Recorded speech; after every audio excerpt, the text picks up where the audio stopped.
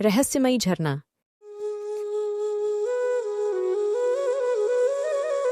तुकाराम बहुत ही आलसी था। वो कोई भी काम नहीं करता था, बस दिन भर पड़े पड़े बेड पर सोता रहता था, जिस वजह से तुकाराम की पत्नी बहुत परेशान रहती थी और उसे उल्टा सीधा बोलती थी। लेकिन उसे अपनी पत्नी की बातों का कोई भी फर्क नहीं पड़ता था। हे प्रभु, क्या करूं मैं इस इंसान का? दिन रात सोते रहते हैं, कोई काम भी नहीं करते हैं। एक दिन, तुम कोई काम धंधा क्यों नहीं करते? कब तक अपने बाप के पैसे पर आराम फरमाओगे? शुरू हो गया तेरा ड्रामा। रोज रोज एक ही बात करके मेरा दिमाग खराब करती रहती हो। जाओ अपना काम करो। इतना सारा पैसा पिताजी मेरे लिए छोड़कर गए हैं। भला किस दिन के लिए है वो? ये पैसे एक दिन खत्म हो जाएंगे, तब क्या करोगे? और तुम्हारे बच्चों का क्या होगा? कभी सोचा है?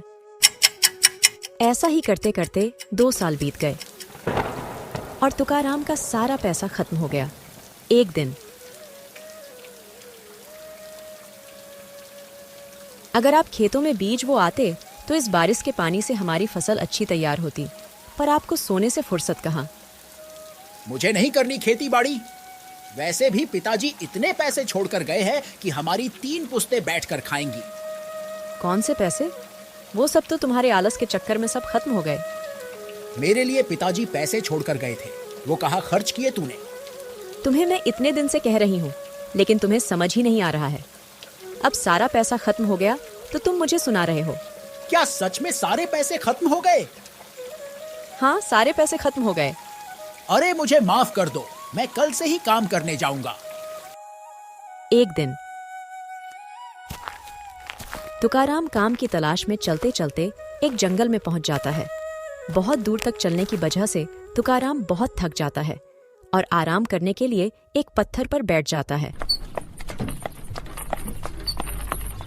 अचानक वहां घोड़ों की चलने की आवाज आती है, जिसे सुनकर तुकाराम उस आवाज की ओर चल देता है। थोड़ी दूर जाके देखता है तो उसे झरने के पास 3 लोग दिखाई देते हैं। ये देखते ही तुकाराम पेड़ के पीछे छिपकर उनकी बातें सुनने लगता है। उन 3 लोगों में से एक व्यक्ति बोलता है, तुम लोग जाओ, मैं सोना लेकर आता हूँ। उसकी बात सुनकर वो दोनों वहां से चले जाते हैं। तभी वो व्यक्ति इधर उधर टहलते हुए झरने के पास जाता है और एक जादुई मंत्र बोलता है, पानी ओ पानी खोल दे अपनी कहानी। ये मंत्र सुनते ही झरना अलग अलग भागों में बंट जाता है और एक गुफा बन जाती है। वो व्यक्ति गुफा के अंदर चला जाता है।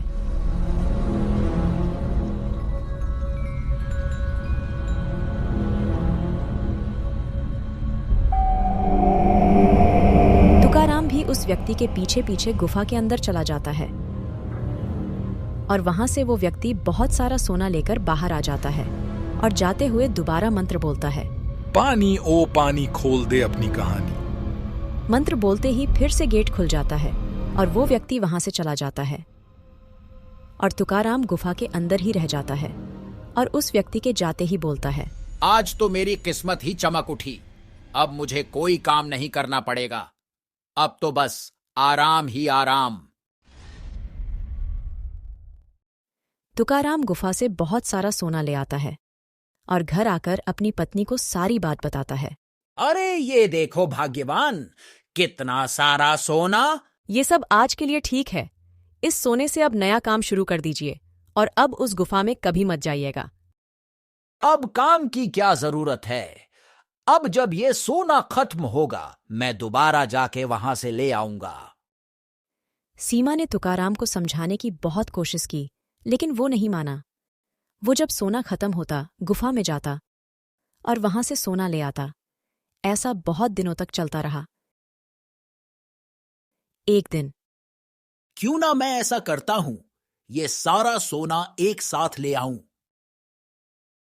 ये सोचकर तुकाराम गुफा में जाता है और सोना लेकर गुफा के बाहर आने के लिए मंत्र बोलता है। वो इतना खुश होता है कि मंत्र भूल जाता है और हर बार गलत मंत्र बोलता है। पानी ओ पानी कह दे अपनी कहानी।